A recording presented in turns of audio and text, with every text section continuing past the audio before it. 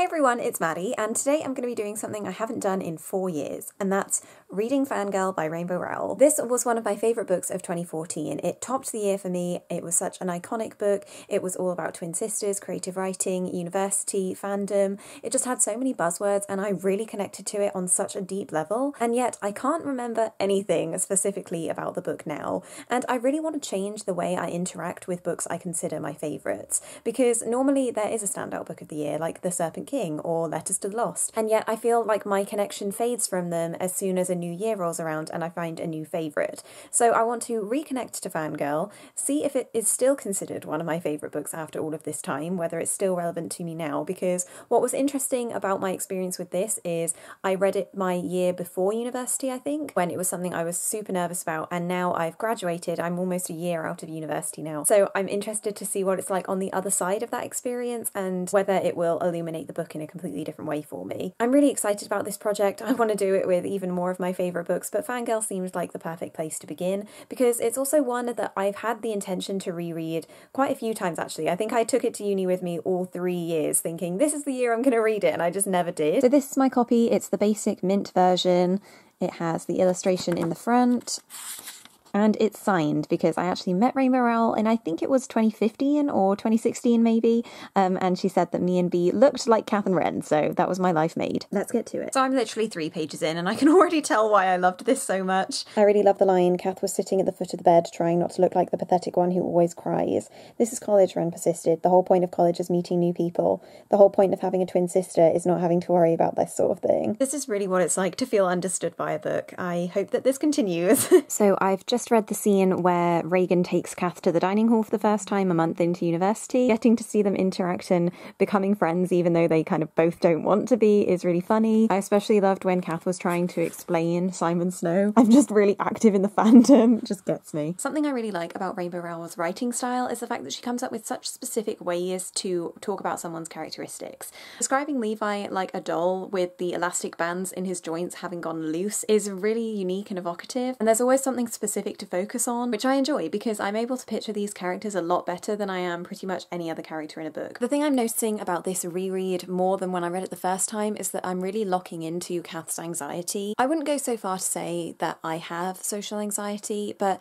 it's definitely something that I experience on and off in certain situations. I feel like my emotions get really intense really quickly, and Kath just had a moment like that, and that felt really comforting to see, so I'm definitely going to pay attention to that as the book progresses because I know it gets a lot worse as the year goes on. I really love that even though Levi is on the cover of this book, he feels like such a background character for at least the first 100 pages. We've just got to the part where he demands to walk Kath to and from the library at night, and every time they have a conversation it's completely one-sided, with Levi just monopolising the whole time and telling Kath about random things, but he's just so quirky and lovable. I can really understand why he's such a favourite among fans. Page 60 was a really cute scene. I love it when they're just short paragraphs, but you just really get the vibe of a character. Levi completely shining again on page 70 when they go bowling. I just feel like I really know him before Kath does. I'm officially 100 pages through Fangirl and I've been reading for about an hour and a half. I'm a little bit surprised about my reading pace because it's really slow. I thought I would be able to read it a little bit quicker because it was a reread, but I guess because it's been so long since I read it the first time, it's almost like I'm reading it for the first time. Scenes with Reagan in particular have been some of my favourites just because she feels so different to Kath, but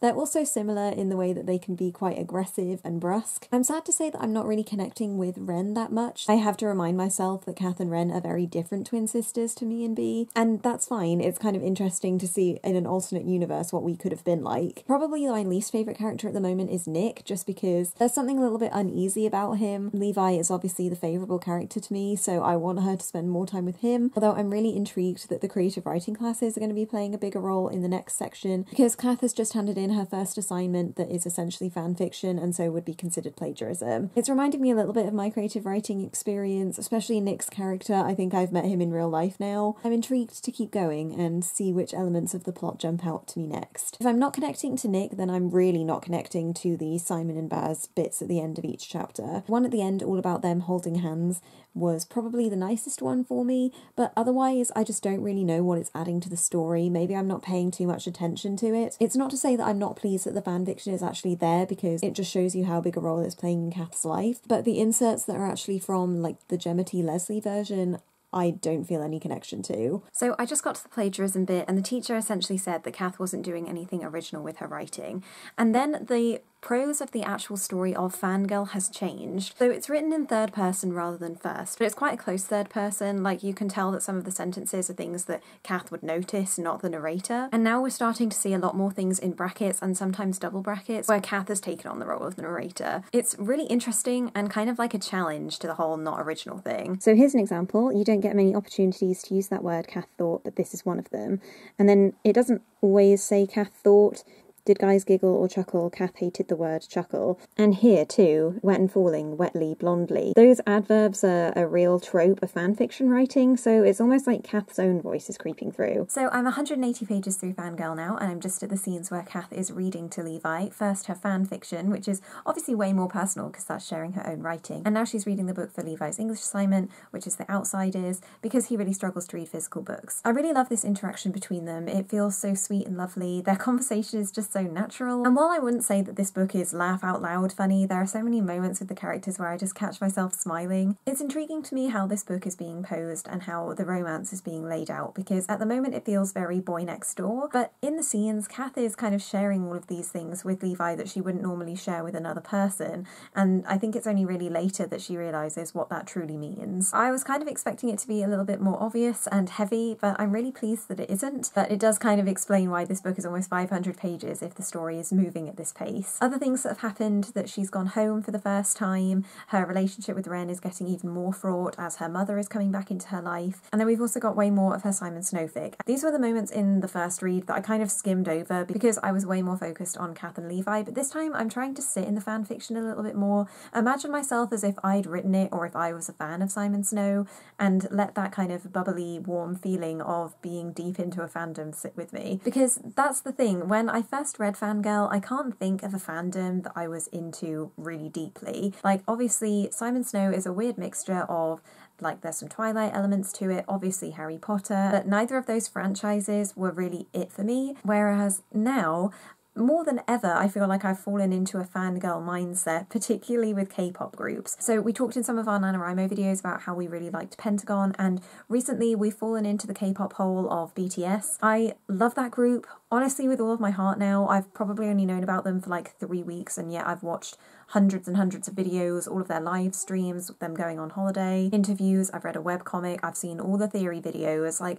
that just overwhelmed me. So this feels really relevant actually to be reading Fangirl, because I feel like I'm in my strongest fangirl state as I've ever been in my whole entire life. So I just came to it really late, I guess. So yeah, that would be my equivalent right now, and I'm pleased that I finally have something that I feel so strongly about to relate. I really love this scene. It's where Reagan finds out that Kath and Levi has just kissed, and I forgot that why there wasn't a strong romantic vibe between them is because Kath thought that Reagan and Levi were together. It is ridiculous though that on just the next page I'm fronted with one of my issues with the story, which is how Kath is doing this like I'm not like other girls thing. That phrase is never said, but just the way that she thinks of herself and the way she thinks of Reagan as well, like they're polar opposites. There's just something slightly problematic about it. So the italics is an example of what I'm talking about. I'm past the halfway point, 240 pages through, and it's about 3 o'clock now. Things that have happened so far. Levi has betrayed Kath by kissing another girl, and Kath completely cut him out of her life. Then Nick, her creative writing partner, tried to take their co-written project as his own, and that's kind of how they've left it. Kath's just going to let that happen. And her dad has had a manic episode, and so she's had to come home right before finals. So many intense things have happened in a row, and I feel like I've been part of Kath's life for a lot longer than just 240 pages. I definitely like Kath's relationship with Levi. It's interesting because obviously there's been this like broken trust between them, because obviously there had to be a barrier to them being in a relationship, and they come from such different standpoints on that. So I'm just really anxious to get to their next scene, because actually in the back of this there's like an illustrated section where Levi says, "Are you rooting for me?" which is probably one of the most iconic scenes in this book. So when I'll get to that, who knows, but that's something to look forward to. I'd say so far that this has been a good read. I haven't decided on a new star rating for it yet, because obviously I've still got half a book to go, so it seems too early to judge it. Welcome to day 2 of reading Fangirl in this terrible lighting and windy weather. It's actually been about 2 weeks since I filmed my last clip. That was was the last time that I read the book, and I haven't really had the time to read it.